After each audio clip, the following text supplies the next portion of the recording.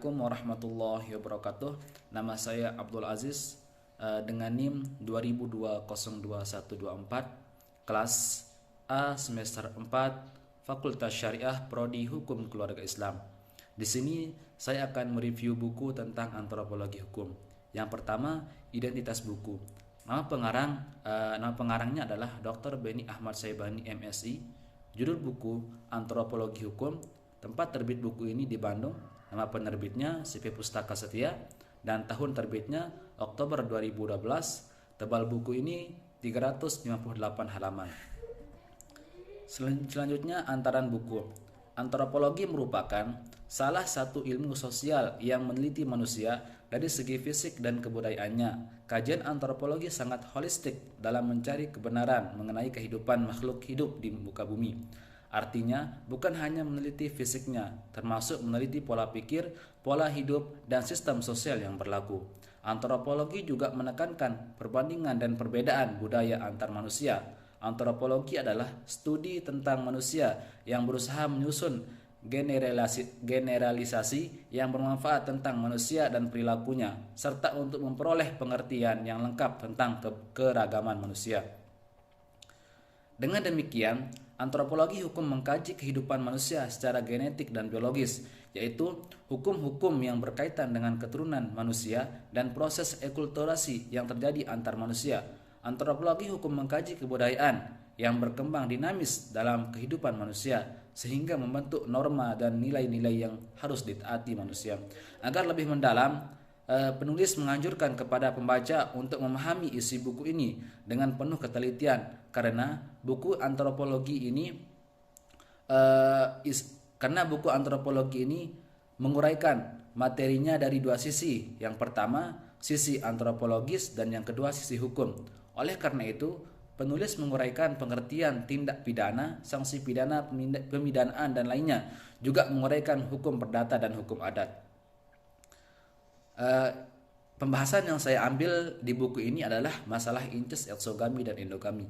Banyak antropologi menggabungkan konsep-konsep penghindaran perbuatan sumbang atau incest dan exogamy, dan memandang aturan-aturan exogamy semata-mata sebagai perluasan dari larangan perbuatan sumbang yang diberlakukan pada keluarga batih. Akan tetapi, kedua konsep itu tidak memaksudkan hal yang sama, karena keduanya mempunyai kebersamaan atau persamaan yang dangkal. Penting kiranya untuk mengidentifikasi sebagai gejala yang terpisah. Penghindaran perbuatan sumbang dimaksudkan untuk mencegah hubungan seks di antara kerabat dekat, khususnya anggota-anggota keluarga batih. Gejala ini universal pada masyarakat manusia. Sebaliknya, exogamy merupakan aturan yang melarang perkawinan di antara anggota-anggota persekutuan luas. Exogamy bukan gejala yang universal. Tanpa pembedaan ini, sulit untuk memahami tidak hanya sifat dari gejala ini, tetapi juga alasan gejala itu ada dalam masyarakat manusia. Penting untuk membedakan antara penghindaran perbuatan sumbang dan tabu perbuatan sumbang atau incest tabu. Penghindaran perbuatan sumbang berarti bahwa perbuatan itu tidak diperkenankan, sedangkan tabu perbuatan sumbang memaksudkan adanya sanksi yang kuat dari masyarakat terhadap pelanggaran atas aturan itu. Apabila penghindaran perbuatan sumbang adalah universal, tabu perbuatan sumbang tidak demikian. Ada sejumlah masyarakat yang merasa jijik dan bereaksi terhadap perbuatan sumbang, tetapi banyak lainnya hanya memandangnya tidak masuk akal dan mentertawakannya jika ada orang yang berpikir untuk terlibat di dalamnya.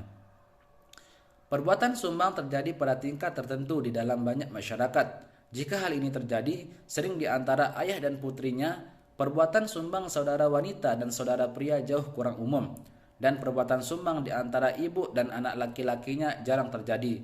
Lagi pula, ada beberapa masyarakat yang telah melembagakan perkawinan sumbang, yaitu kalangan kelas penguasa, sebagai fenomena yang dikenal perbuatan sumbang kerajaan royal incest. Ini terjadi misalnya di kalangan orang-orang Mesir kuno, Hawaii, dan Inca, ataupun di kalangan sejumlah masyarakat Afrika setingkat negara. Banyak teori mengenai penghindaran perbuatan sumbang telah dikemukakan, di antaranya teori sosial budaya dan teori biologi. Teori sosial budaya yang dikemukakan oleh Malinowski, Parsons, dan Levi Strauss Molosky menandaskan bahwa hubungan seks di kalangan anggota keluarga Batih akan membuat keluarga Batih itu sebagai kawan kecemburuan dan konflik, sehingga akan mengancam untuk menghancurkan organisasi dasarnya. Teori lain dikembangkan oleh Claude Lévi-Strauss. Dia menyatakan adanya tabu perbuatan incest menandai berlalunya umat manusia dari keadaan alamiah pada keadaan berkebudayaan. Dengan dilarangnya hubungan seks dan perkawinan di antara kerabat dekat, masyarakat manusia memaksakan orang untuk mencari pasangan di luar keluarga sendiri. Sebagaimana dikomentari oleh Van den Berghe, teori ini tidak terlalu salah meskipun tempatnya yang salah. Karena sesungguhnya teori itu adalah teori eksogami dan bukan teori penghindaran perbuatan sumbang. Teori-teori biologis tentang perbuatan sumbang sering mengambil titik tolak dari kepercayaan bahwa perkawinan sumbang akan menjurus pada lahirnya sejumlah besar anak yang cacat secara genetik yang tidak dapat diterima.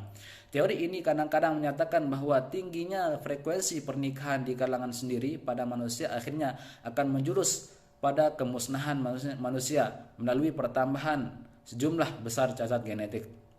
Menurut Sanderson, teori biologis tentang penghindaran perbuatan sumbang telah dikembangkan oleh Edward Westermarck sejak lama. Teori Westermarck disebut teori familiarity breeds interference tentang penghindaran perbuatan sumbang.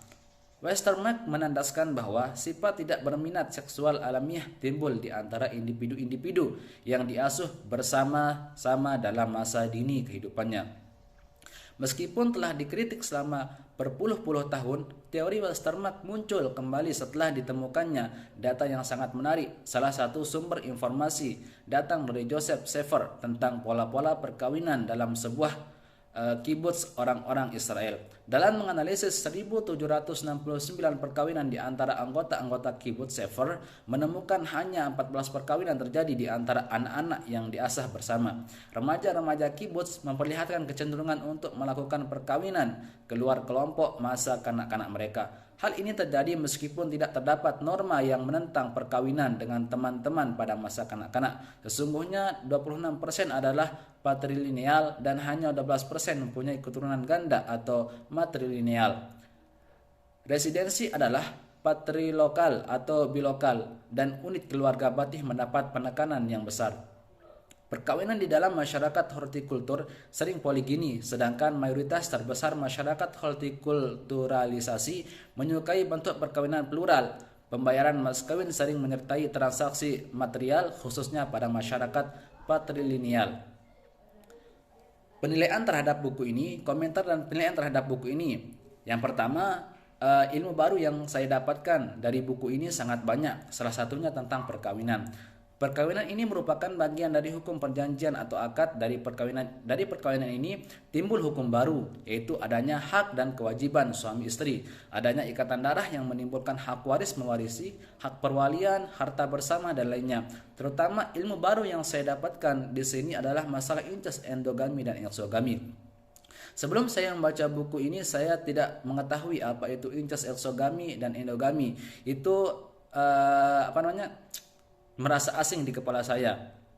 Ketika saya membaca buku ini, saya mempunyai sedikit pemahaman tentang kata incest, exogami dan endogami, yang dimana incest ini adalah hubungan saling mencintai yang bersifat seksual yang dilakukan oleh pasangan yang memiliki ikatan keluarga yang dekat, biasanya antara ayah dengan anak perempuannya, ibu dengan anak laki-lakinya, atau antara saudara kandung atau saudara tiri. Sedangkan exogami adalah suatu perkawinan antara etnis, klan, suku, kekerabatan dalam lingkungan yang berbeda. Dan endogami ini adalah kebalikan dari exogami, yang dimana endogami ini adalah aturan yang mewajibkan seseorang untuk menikahi anggota yang masih dalam kelompok yang sama, baik itu etnis, suku, klan, agama, lingkungan, kasta, kekerabatan dan lain-lain.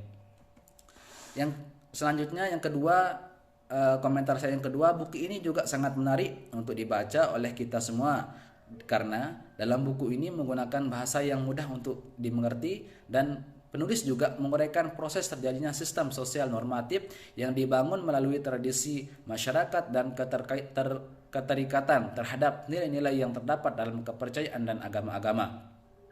Oleh karena itu, agama dipandang sebagai sistem sosial budaya yang berevolusi dan membentuk pandangan manusia tentang masa depan kehidupannya yang transenden. Penulis mengutarakan beberapa agama yang tumbuh dan berkembang pada masyarakat hingga kedatangan agama Islam yang dipandang sebagai sistem kepercayaan yang mengancam eksistensi dan kehormatan masyarakat jahiliyah pada saat itu, dan masih banyak lagi ilmu-ilmu yang akan kita dapatkan tentang antropologi hukum, tentang budaya-budaya masyarakat yang terjadi kalau kita membaca buku ini. Sekian pemaparan dari saya. Wallahul muwaffiq ila aqwamit thoriq. Assalamualaikum warahmatullahi wabarakatuh. Sekian dan terima kasih.